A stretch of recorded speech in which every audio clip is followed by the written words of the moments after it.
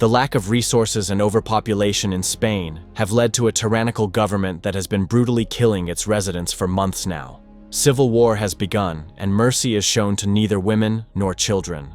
Pregnant women are targeted the most because bringing new life does not benefit the current state of the country. Mia and her husband Nico are just two of many desperate people trying to escape. Those who get caught are immediately executed. Nico and Mia meet with a couple of smugglers. They are forced to give them all of their money, even their wedding rings, in exchange for transport out of the country. The couple is hidden inside one of the shipping containers, along with a group of other people. Mia is forced to hide her pregnancy, because in this country, it's like painting a target on your belly. Nico gives her a Snickers bar, telling her to hide it. Mia notices a crying baby and becomes really emotional. The couple once had a daughter, but the government took her from them and she was presumably killed. Minutes later, the truck stops, and suddenly a crowd of people storms into the container, desperately pushing their way inside, hoping to be rescued. But the smugglers pull out their guns, saying there are too many of them, and that half must exit the container. When Nico tries to explain that he was already inside, he gets thrown out, and the couple is separated. Mia quickly looks through one of the bullet holes and sees Nico being forced into another container. She quickly calls him, and he assures her that everything is okay, saying his container is right behind hers. He advises her not to trust anyone and to save the phone's battery, just before he hangs up. As they continue driving throughout the city, Mia witnesses true horror. Civilians being murdered right in the streets, women and children being kept inside cages.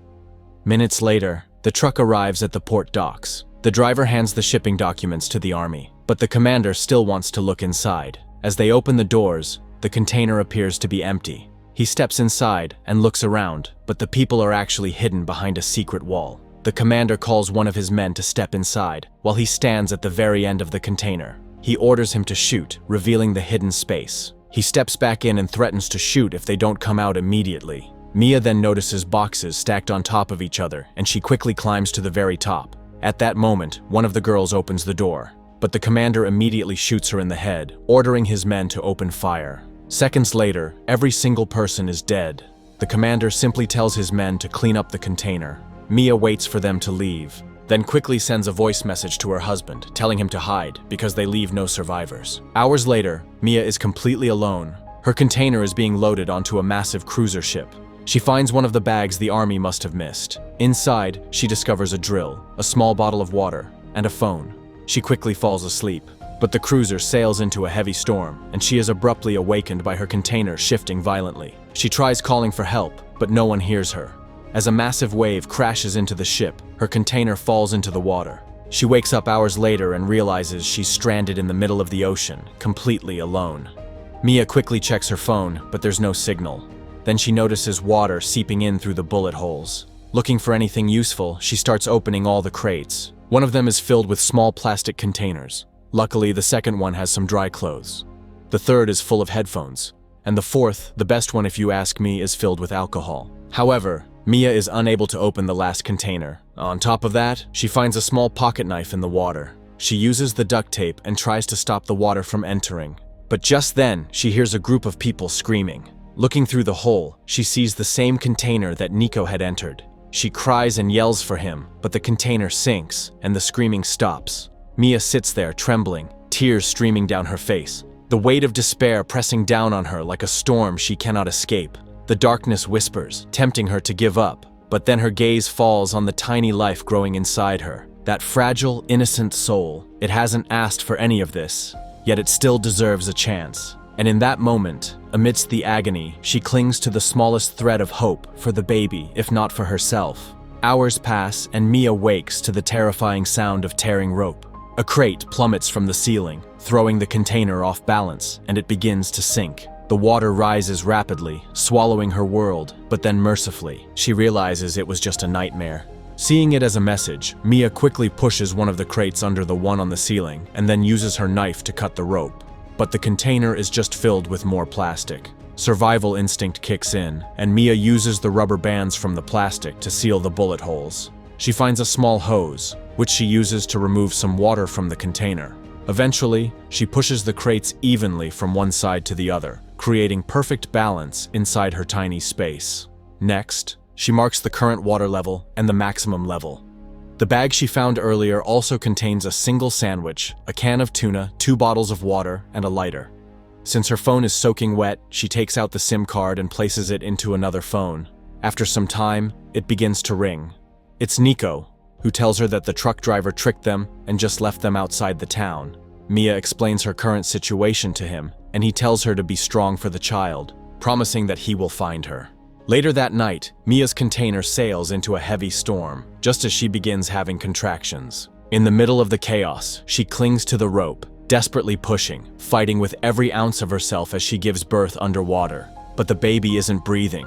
Panic grips her, fear twisting her heart as she taps its tiny back. And then, a flood of relief crashes through her, raw and overwhelming, as the baby cries, breaking the silence, alive at last. The next day, the water level has risen significantly. Mia eats a can of tuna and drinks some water, desperately needing to regain her strength. She then uses the drill to try and make a hole in the ceiling, a way out. But she can't finish because the baby won't stop crying. She breastfeeds her little girl and puts her to sleep. Then she eats the last of the little food she had.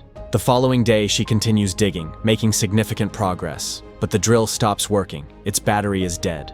Later that night, Mia's hunger takes over, and she is forced to eat her placenta.